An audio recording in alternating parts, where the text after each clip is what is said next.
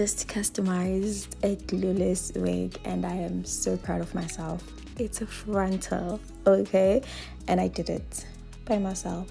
So let me show you guys how I did it, how to customize a glueless wig, a beginner's guide. So this hair is from CelieHair, my faves, and this is how it looked like from the box.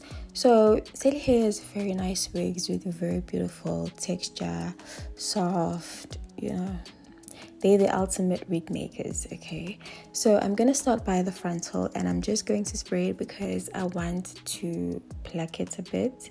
I'm not going to bleach the knots. I feel like it kind of ruins the body wave when I have to do it myself.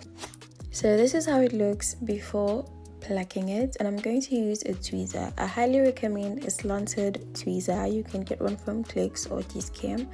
I am only using this one because I am used to plucking hair. So yeah, you can use this if you are now used to plucking, but I highly recommend a slanted one. So this is how you pluck. You just go over the whole hairline, and please do not stay in one place because you will bald your frontal. And then I am going to go on to the second row, and I only do 2 rows because I feel like it's still a wig, so relax. We do not want it balding too soon. Yes, we want a natural hairline, but we do not want it to bald too much and for it to not last long. So this is how it looks after plucking the whole hairline and the whole wig. And then I'm going to use a hot comb together with a wax stick, and I'm just going to push it back so it looks really nice and natural. So you will see how I plucked it after I have gone in with a hot comb together with a wax stick. This just brings out how good you did it or how badly you did it.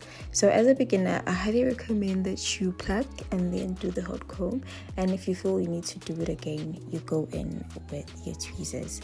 So this is a middle part, and I'm a middle part person, so I decided to go with it. And then I'm just going to use hot comb wig stick again so it's clear where I parted the wig.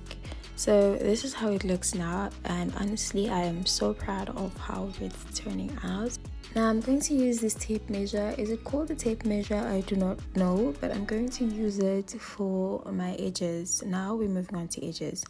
So I'm using it so I know where the edges go on each side.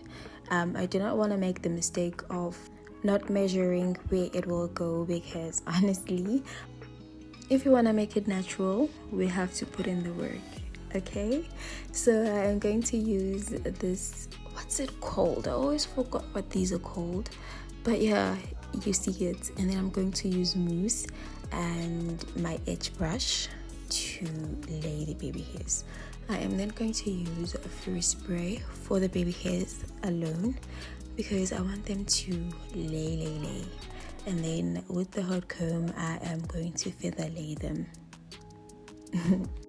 And just like that, you are done. If I was selling the wig, I would have sold it now. And this is how it looks. You can see the baby hairs are still showing. This is the next day, and it still looks good. I just need to comb it. And this is how it looks on me.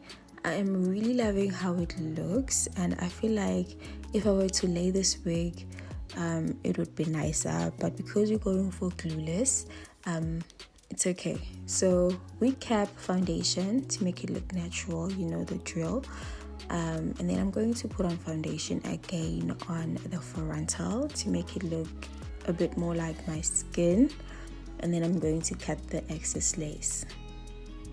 These are obvious steps that we need to follow, and I'm just going to part the lace. I'm going to do it in sections when it comes to cutting it, as you can see. So going in with the scissors, I am going to cut the lace, the excess lace, and I'm going in zigzag motion as I always do because that gives it that natural effect, if you know what I mean. Be careful not to cut the edges or the baby hairs that you created in the first place. And as you can see, it already looks laid, it already looks natural, but to make sure and to be sure that it looks good, I'm just going to go over it, and then I'm going to cut whatever excess lace that I feel is there. Again with the frizz braid, this time for the edges. And remember that we're using the frizz braid for the edges only because we're obviously doing a glueless wig. Foundation, again, foundation is very important because it makes it look natural.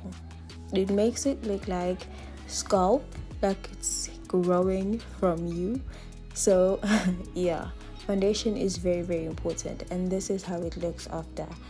And I am done. I'm done. You cannot tell me that I didn't do a good job with this wig.